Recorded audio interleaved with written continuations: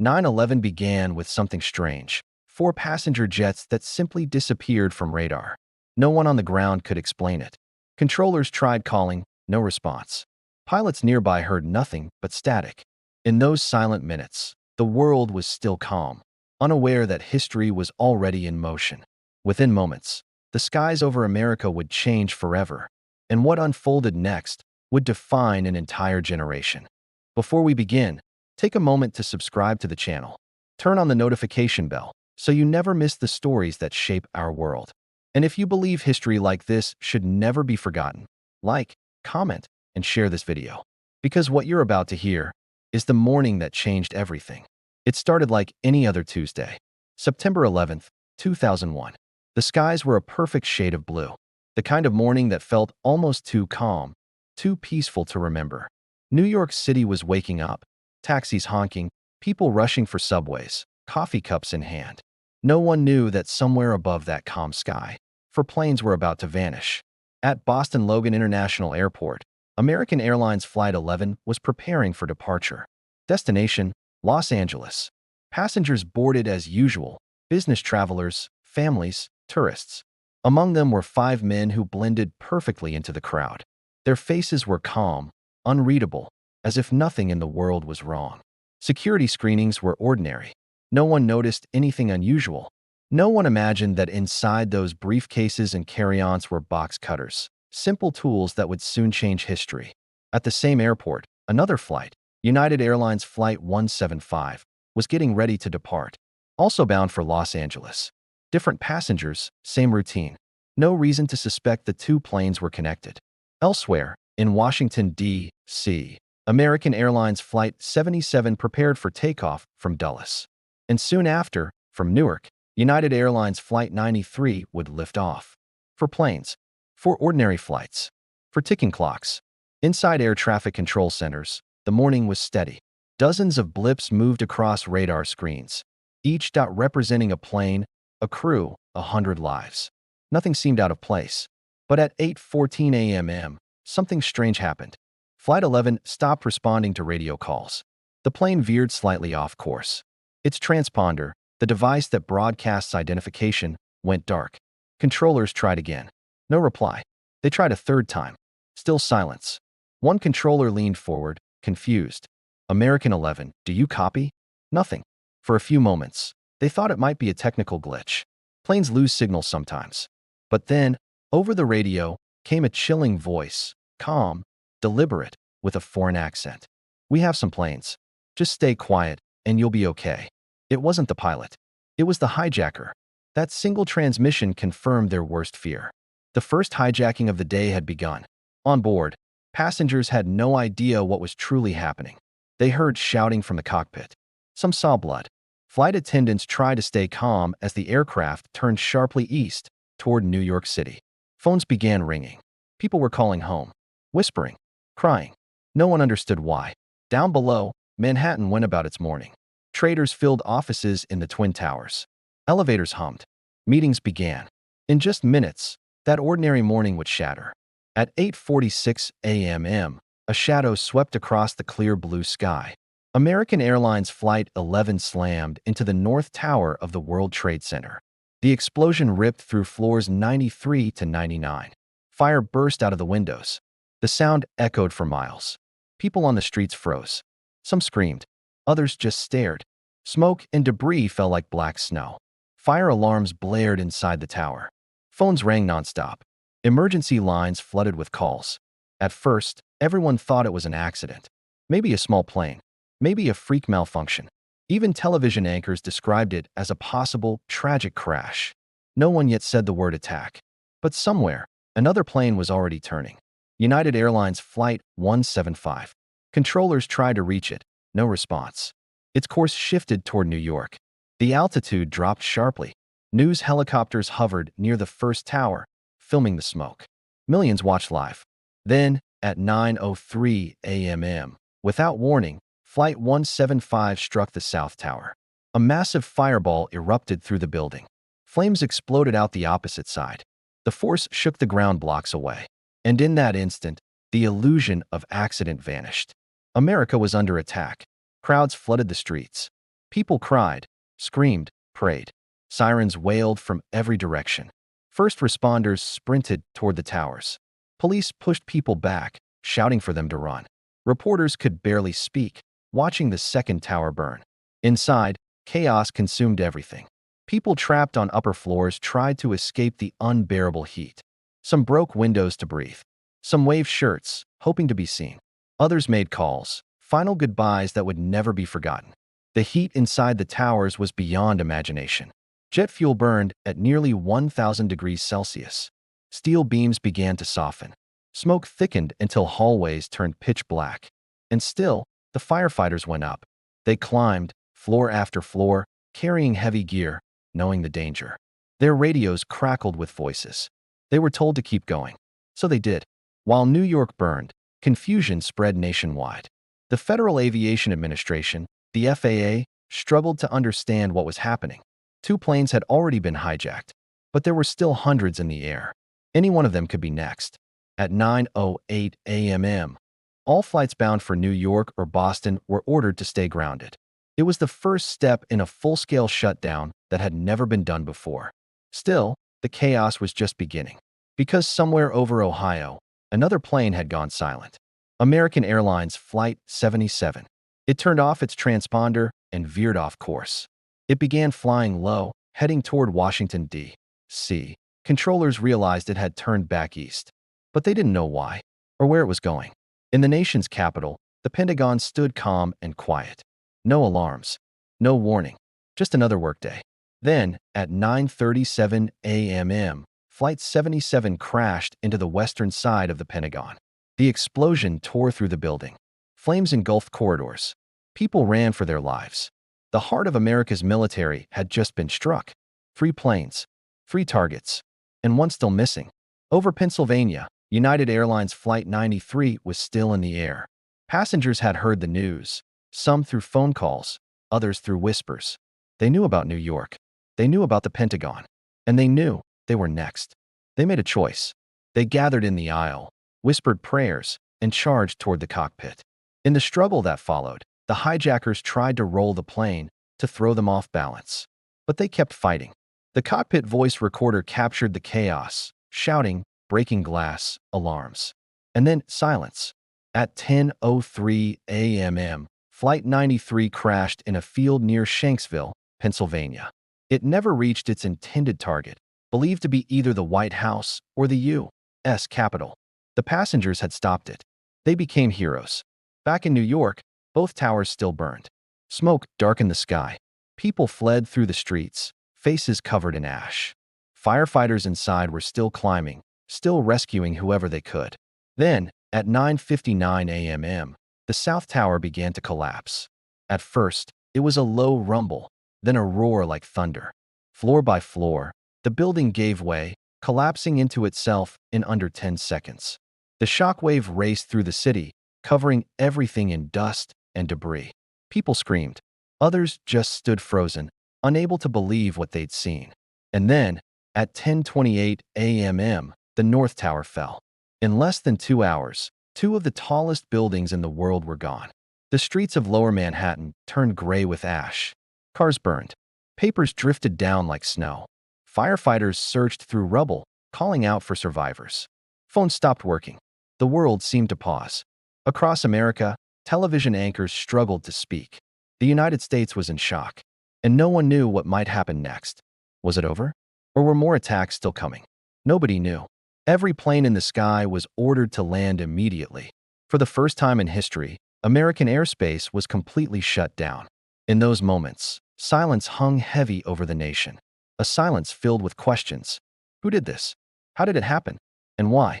As firefighters dug through debris, as the smoke continued to rise, something deeper began to form, a realization that the world had just changed forever. But even as the nation grieved, the investigation was already beginning. Intelligence agencies were scrambling for clues, names, connections, anything that could explain how 4 planes became weapons in the span of one morning. And that's when the truth started to emerge. In the chaos of that morning, as smoke poured from the ruins of the World Trade Center, intelligence agencies began connecting the dots. Airports, radar systems, phone logs. Every piece of data suddenly became evidence. Investigators traced the flight manifests.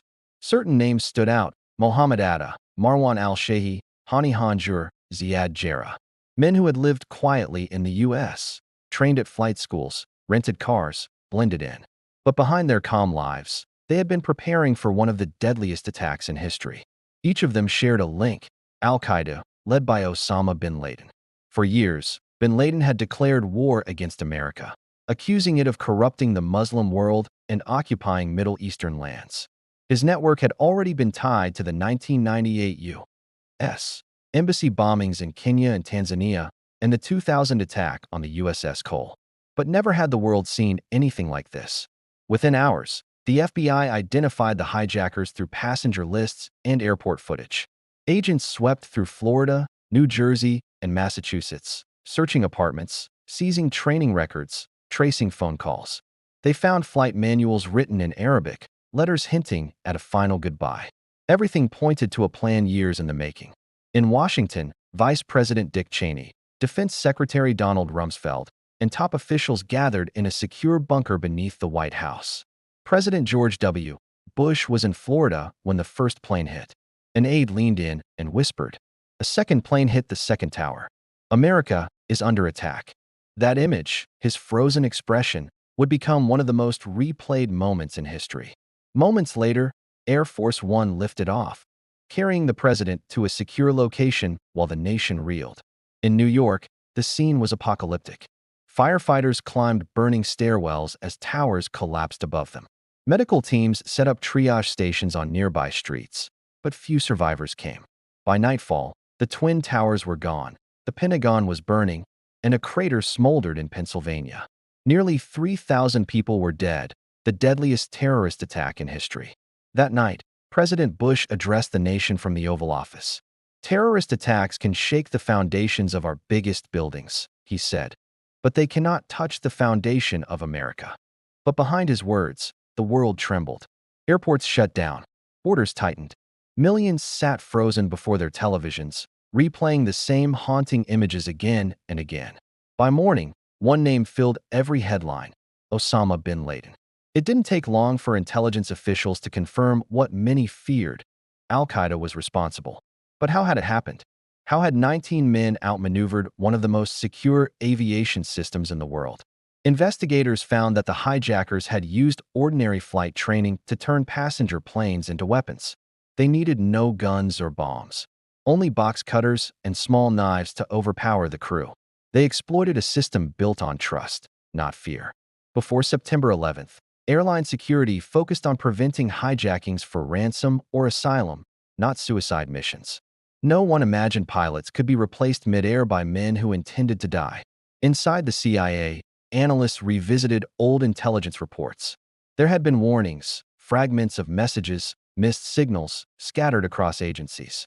One memo, dated August 6, 2001, stood out: Bin Laden determined to strike in U.S.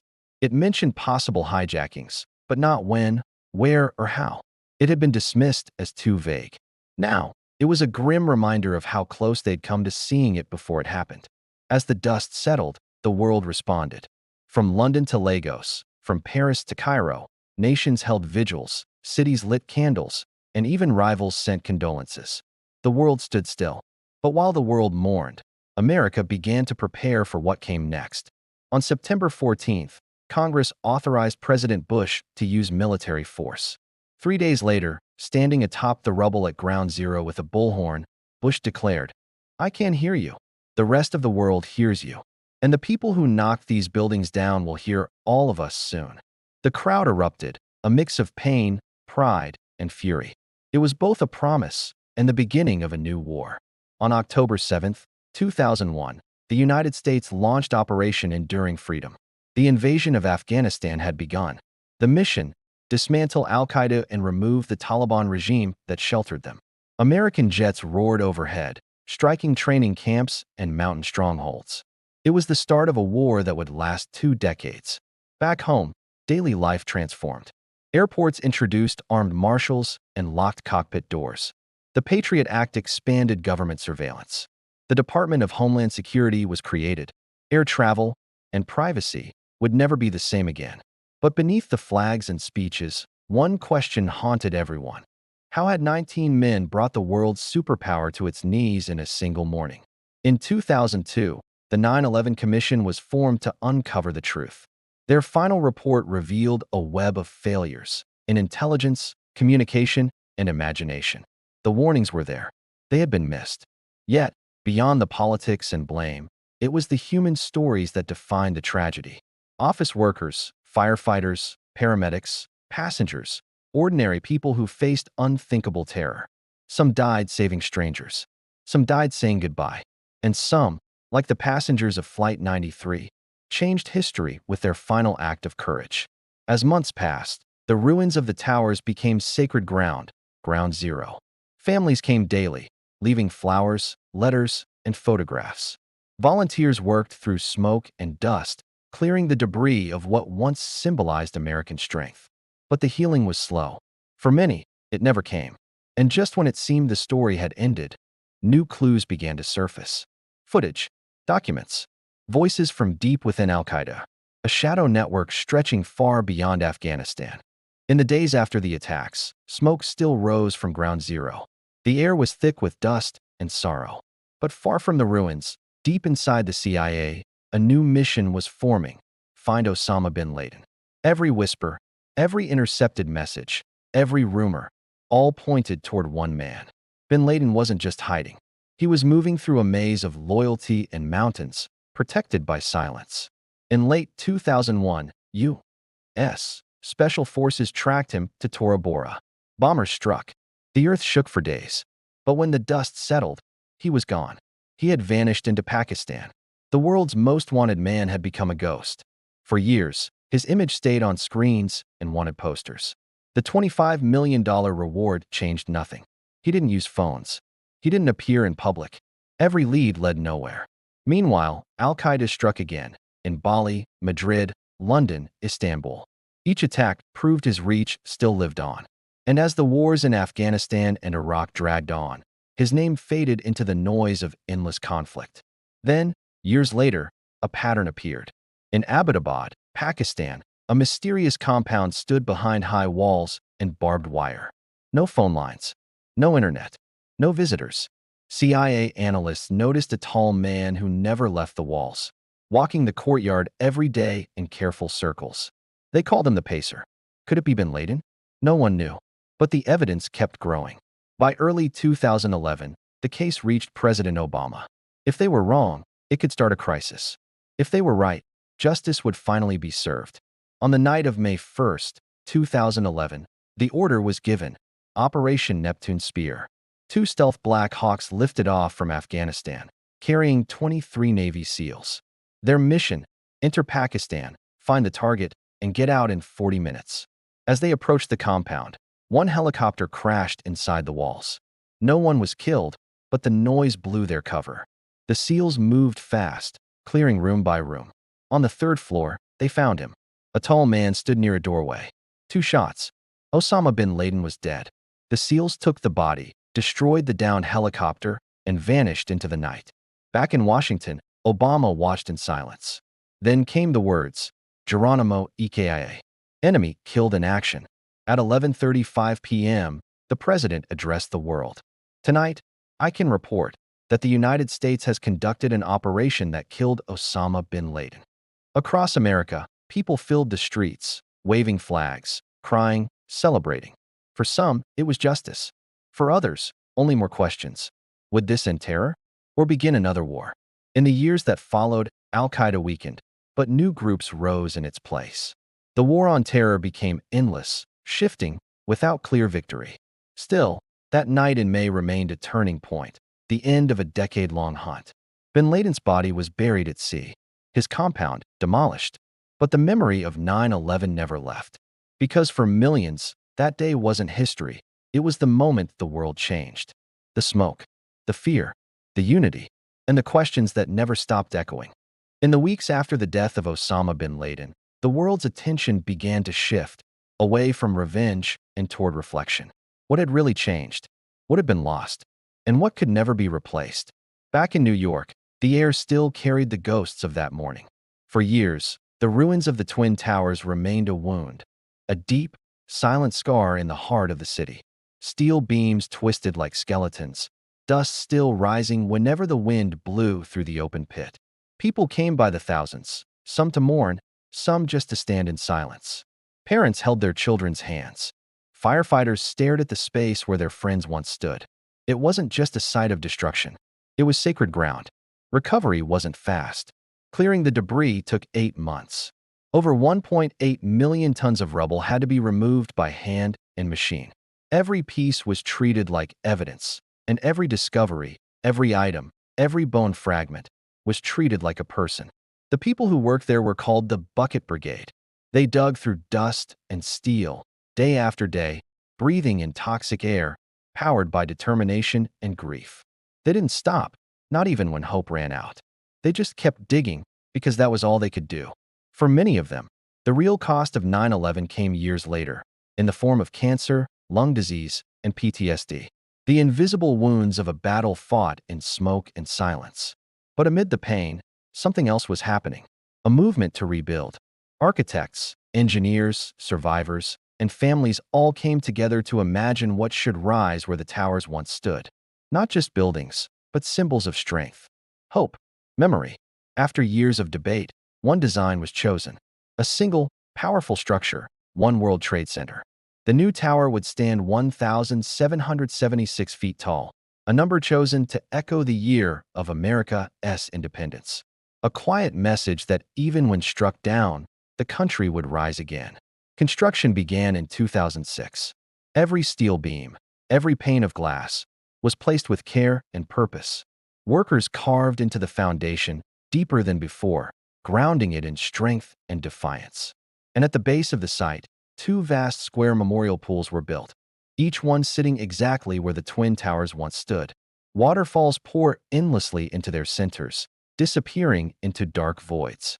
Around them, the names of every victim, nearly 3,000, were engraved in bronze. It was more than architecture. It was remembrance.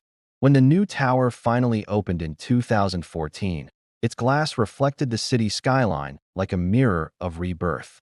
It wasn't the same New York anymore. It was scarred, stronger, and still standing. But even as buildings rose, hearts still carried the weight. For thousands of families, closure never truly came. Some never recovered remains. Some never received an answer. Every anniversary became a day of quiet sorrow. The sound of bagpipes, the reading of names, tears every year, as if it were still the first. Yet through it all, there were stories of survival, stories that reminded the world how strong the human spirit can be. A firefighter pulled from the rubble after being trapped for 27 hours. A woman who escaped from the 80th floor, covered in ash but alive. A man who led strangers down 17 flights of stairs, only to return to help more. Their stories became beacons, proof that even in the darkest hours, humanity refuses to surrender. Beyond New York, the impact rippled across the world. Airports forever changed. New rules, new fears, new routines. Governments reshaped their security systems. Technology evolved to monitor, detect, and prevent. People learned new phrases: homeland security, no-fly list, terror alert level. Life before September 11th began to feel like a memory from another time, a simpler era that ended in one morning. But history doesn't just live in books. It breathes through memory. Every firefighter who still wears that patch, every flag that waves above a rebuilt skyline, every person who remembers exactly where they were when the first plane hit. That's what 9/11 became. Not just a date, but a mark in time that divided before and after. A reminder of how fragile peace is, how strong unity can be, and how quickly life can change. Years later, children born after the attacks would visit the memorials, learning about it from photos and stories. For them, 9/11 wasn't something they lived through. It was something they inherited. A story told through tears, through names on walls, through empty chairs at family tables. And maybe that's the purpose of remembrance, not to reopen the wound, but to make sure it's never forgotten. Because when people remember, they protect. When they understand, they change. And when they care, history doesn't repeat itself. Today, the lights of New York still shine bright. Every year on September 11th, 2 beams of white light rise into the night sky, silent, steady, reaching toward the heavens where the towers once stood. They pierced through clouds, through darkness, visible for miles, symbols of everything that was lost and everything that endured. And maybe that's the real story of 9/11. Not just tragedy, not just war, but resilience. A promise that no matter how deep the fall, humanity always finds a way to stand again. If you've stayed with this story till now, thank you. It means you care about remembering what truly happened, not just as history, but as a reminder of who we are when the world tests us. So if you believe stories like this should never be forgotten, subscribe, turn on the notification bell, and share this documentary so more people can learn what really happened on that day that changed everything. Because remembering is how we keep their stories alive.